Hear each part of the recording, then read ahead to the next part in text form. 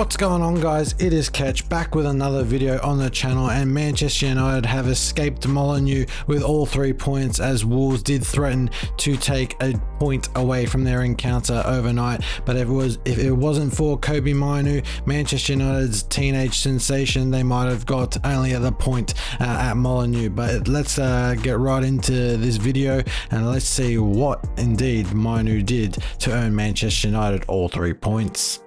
Manchester United were the brighter of the two sides, and after 5 minutes, Marcus Rashford, freshly restored to the United starting 11, put Manchester United 1-0 up against Wolves with a brilliantly taken finish past Jose Sa in the Wolverhampton Wanderers net.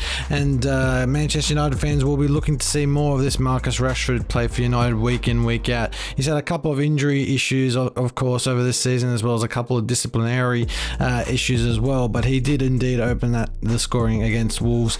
And yeah, Manchester United were controlling the game early on. They then doubled their lead through Rasmus Højlund, who finished off a lovely move and converted Luke Shaw's cutback, although it did take a slight deflection off one of the Wolves defenders, but Højlund ensured he was there and on point to ensure he scored past Jose Sa to make it 2-0 to United. And United could have had another 2 goals as well. Højlund had one ruled out for a correct offside decision, as well as Casemiro, who also had one ruled out for a correct offside decision.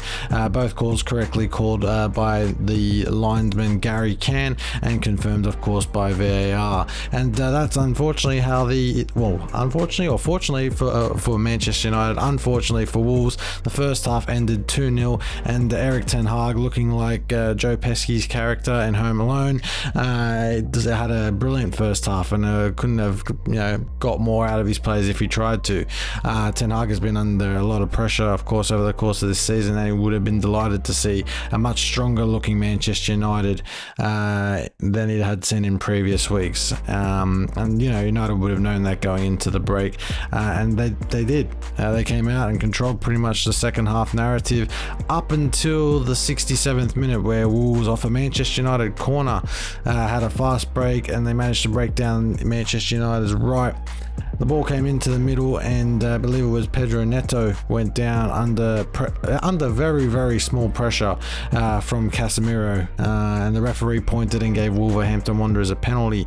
And then on additional viewing, you can see that Casemiro does make some very, very slight contact with him, but then if you look at the angle from behind Pedro Neto, I believe it is, the contact is very, very minimal, almost like there isn't anything at all. It actually makes it look like he's made quite a big nuisance of himself to get a penalty. But then Pablo Sarabia stepped up and converted the penalty to make it 2-1 and give Wolves some fresh hope going into the latter stages of the second half. However, Wolves went only 1 goal down for much, as Scott McTominay, only fresh off the bench, added a goal of his own from a lovely taken corner to make it 3-1 to United. And McTominay is actually just right place, right time. He just happens to head the ball in and score, and it was it almost looked like it was a goal in slow motion from his header to the ball nestling in the back of the net. Sort of just bounces once and then just nestles in the corner of the net. It's quite a funny looking goal, to be perfectly honest, but it's a goal nonetheless. And that gave Manchester United a 2-goal cushion restored to give him a 3-1 lead heading into the final stages of the game. And then about 10 minutes later, Max Kilman managed to convert Craig Dawson's ball from a quite scrambled set piece to make it 3-2 to Wolves and give him a real big shot of getting a point against Manchester United, considering Manchester United's dominance. And then, of course, in the 95th minute, after a Manchester United corner of all things, Wolves race down again down the right, and it comes out to Pedro Neto, and he scored a lovely goal past Andre Onana in the Manchester United net. And Onana would feel a little bit hard done by, as the ball did go through Rafael Varane's legs, but he was also beaten at his near post. So could he done better?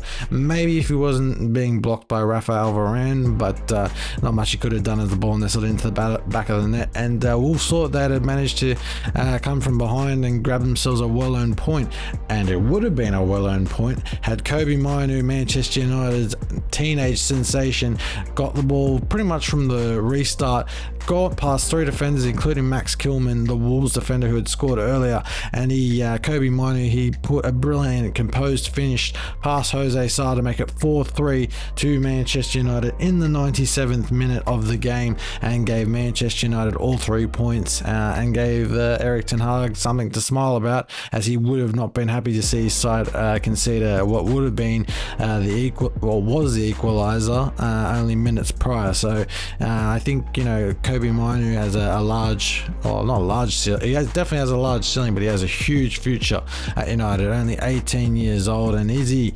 potentially the next gem at Manchester United? They seem to have a lot of these over the years. Like, I can remember as way back when they had Bebe was one of them. They also had Garnacho, obviously now. There's been a few more that have come and gone. Garner, I think. James Garner was one of them as well. And yeah, they just seem to have all these really good, promising young players, but they don't really amount to much. That's the big issue there. I mean, Cristiano Ronaldo is probably the big outlier there, coming to Manchester United as a youngster, and then going on to achieve the massive things he has over his career. But I think in Kobbie Mainoo's case, this is a great start for him, and he can only go much further. And hopefully, Erik ten Hag gives him more and more opportunities. He certainly will probably get them, given the injuries to Manchester United's current attack, and the fact that Jadon Sancho has actually gone back on loan to Dortmund as well. So there's definitely a lot of room for improvement there for Kobbie Mainoo, and a huge ceiling to grow. And hopefully for United's case, he can be one of the gems going forward for them in the future. But that has been the end of this video, guys. I hope you have enjoyed. Please do like, share, and subscribe so you never miss a video. And I'll see you with a new video very, very soon. Have a good one, guys. See ya. Bye bye.